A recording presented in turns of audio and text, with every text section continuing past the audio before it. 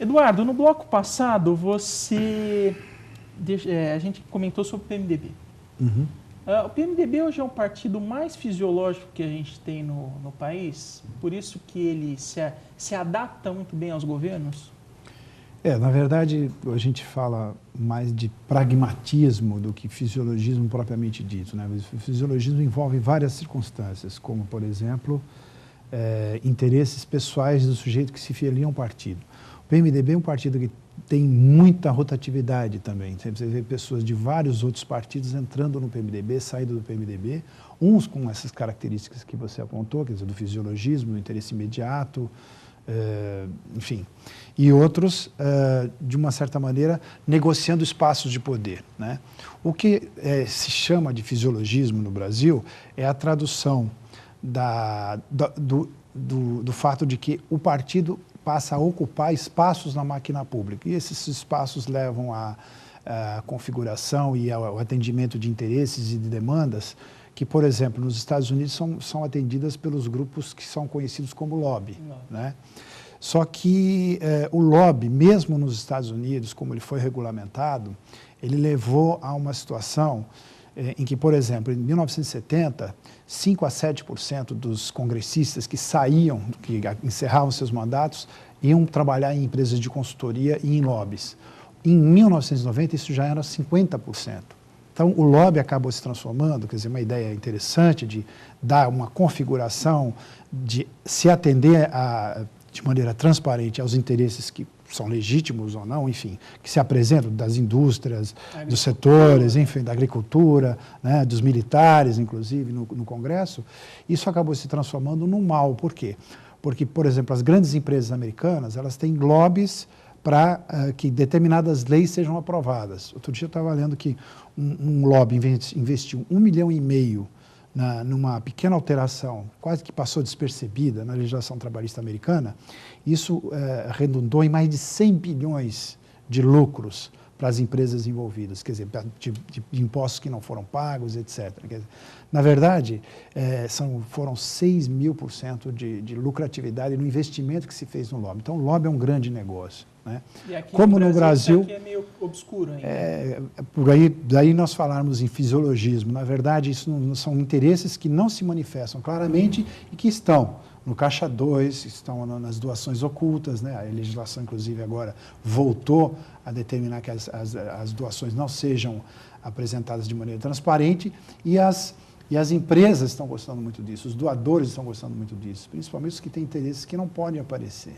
Hoje o PMDB não teria um candidato à sucessão do Lula? Não, ele sempre vai falar que tem, e como já vem fazendo isso tradicionalmente. O Michel Temer, presidente da Câmara, é muito fraco. Candidato a vice, candidatíssimo a vice da Dilma Rousseff, né? Por quê? Porque tem a máquina do partido na mão, que é o presidente do partido, o presidente da Câmara, né? O partido pode, acho que é um dos poucos partidos que dá essa liberdade do presidente do partido ser o presidente da Câmara e não precisar se licenciar no cargo partidário. O PMDB é uma grande máquina. Quem estiver no comando dessa máquina vai estar em posição até de negociar ou até de propor uma candidatura. Fala-se em Hélio Costa, fala-se em vários outros, mas isso... Ficaria mais com Michel Temer. É mais para negociar. O PMDB coloca na mesa a possibilidade de sair com um candidato próprio para negociar espaços mais fortes na vice e no futuro ministério, quem sabe.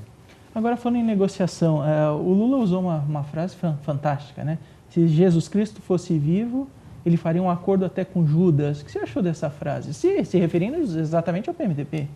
Eu acho que o Lula é um sujeito muito intuitivo na política, ele não tem uma formação, ele não leu Maquiavel, não leu Hobbes, Rousseau, outros, mas ele tem isso no sangue, né? Ele fala, claro, se você faz política, você tem que conversar com qualquer um, até com o seu adversário. E nesse sentido o PT mudou, Eduardo? Todos mudam com o poder, né? Essa inocência original, esse não pecado, essa virtude original do PT de ser um partido que dizia não, que não ia fazer negociações, que não ia ceder, etc. Isso, com a Carta aos Brasileiros, já em 2002, isso ficou patente que é uma postura do passado, né? E para conquistar o poder, você precisa fazer concessões. Foi o que o PT fez. Não, e até a última carta da reunião do diretório que aconteceu agora, semana passada, o PT declarando que o candidato deles a vice é realmente o Michel Temer. E mais ainda, né, dizendo que o José Alencar é o apoio que eles vão apoiar o José Alencar para ser o candidato ao Senado em Minas Gerais. Quer dizer, se contrapor ao Aécio Neves. É um movimento que está sendo feito para aproveitar, inclusive, a figura do vice José de Alencar, que era um político apagado, e na presidência, inclusive por circunstâncias pessoais, a doença e tudo mais, se revelou um nome inatacável, muito forte. Se ele se decidir pela candidatura ao Senado em Minas Gerais, isso pode complicar a vida de Aécio Neves. Mas pensando num contexto um pouquinho mais anterior, isso daí era inaceitável dentro do PT, né, Eduardo?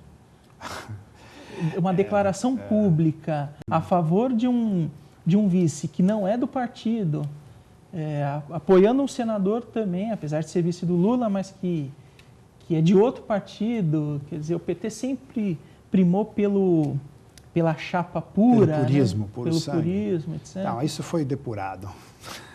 O purismo foi depurado, quer dizer, na verdade, o que acontece?